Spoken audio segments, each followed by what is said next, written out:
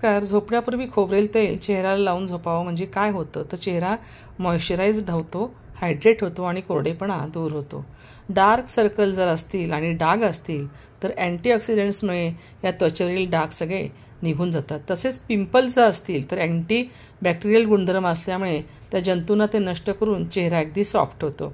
त्याचप्रमाणे नारळाचे तेल हे त्वचेला चमकदार बनवते आणि तजेलदारसुद्धा बनवते. तुमच्या चेहऱ्यावर जर सुरकुत्या आल्या असतील तर नारळाच्या तेलामध्ये ई विटॅमिन मिक्स करायचं आणि ते त्वचेला लावायचं. त्वचा अगदी टवटवीत होते.